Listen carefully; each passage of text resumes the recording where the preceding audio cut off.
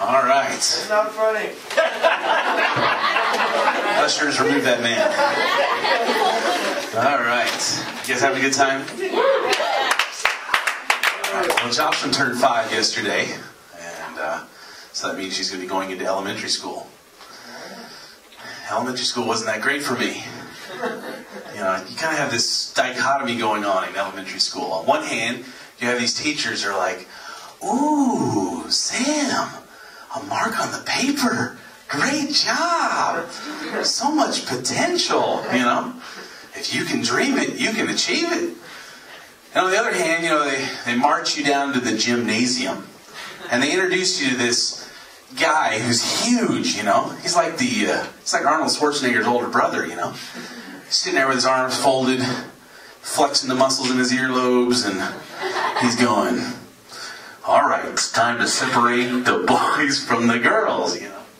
And he points to this rope hanging from the ceiling with a bell on the top. I'm telling you, that was the day I realized I am not cut out for athletics. I mean, there were kids that grabbed that rope and they were just right up to the top, announcing their genetic superiority to the rest of the world, right? And then they're coming down doing these Cirque du Soleil moves and all this kind of stuff. And, you know, they're like, "All right, Sam, it's your turn. If you can dream it, you can achieve it, you know." I'm up there grabbing the rope. You know, I actually think I got all 4 limbs off the ground one time. Yeah, and I realized the closest I was ever going to come to that bell is if I somehow could pull the ceiling down, you know. I'm telling you, they don't prep you for that level of humiliation. That's rough. So, you know, you're getting in the car later that day and your mom's meeting you after school with your feel-good snack, right? You gotta have your feel-good snack, right? So I'm sitting in the car, you know, and I'm eating my ding-dong, and Mom, so how's your day? You got any more ding-dongs? You know? Oh, man. Ding-dongs. Those bring back good memories, don't they? Best 500 calories you ever had peeling the tinfoil off those things.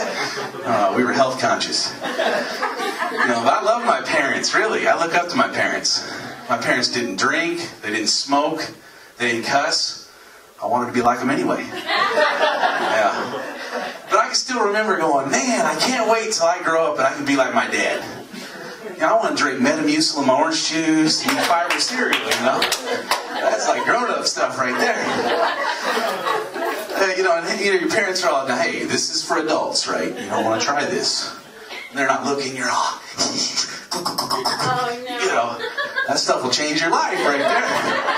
Whew. Man. You know, and my dad's a real man, too. You know, he mixes his Metamucil with a cement mixer out back. You know, it's like, that stuff will go through you like a Roto-Rooter. Amen. Oh, but that fiber cereal too, man, that stuff, you know, Al Gore should really get a hold of that stuff. You know, it is the first 100% environmentally friendly product on the earth. It's made out of 100% recycled cardboard. Right?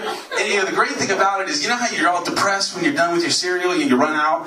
Like, oh, I don't have a whole bowl.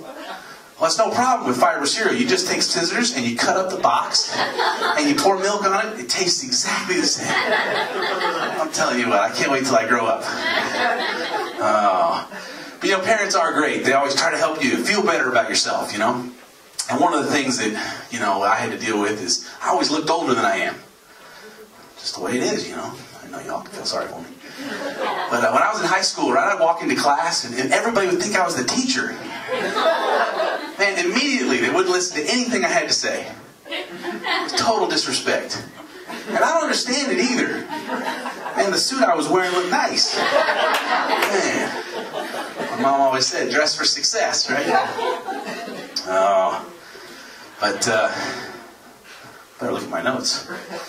Another thing that goes when you're getting older is you forget things. Oh my. But you know, time changes things. When I look back at high school, I go, man, if I knew then what I know now, I'd have been dangerous, you know? You ever thought that? It's like, man, if I could put me back then, I'd have been cool. I wasn't cool then.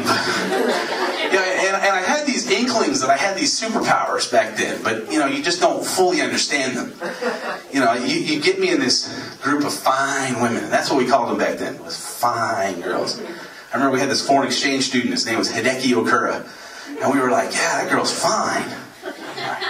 Huh? So we were like going all, she's fine. She's fine. How do you explain it?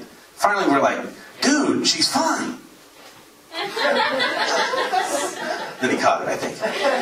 No, but I would get in the middle of these fine girls, right? And then a superpower would just emerge, just out of nowhere.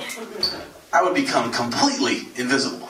I mean, it didn't matter what I would say or what I would do. I mean, it just, nothing. Absolutely nothing. Oh, my.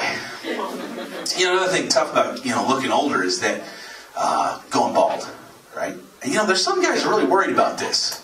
They're really worried about going bald. And I spend a lot of time watching that late night television and all these anti-balding solutions, And I tell you, if I was ever going to try to cover up being bald, I'm doing it old school, man.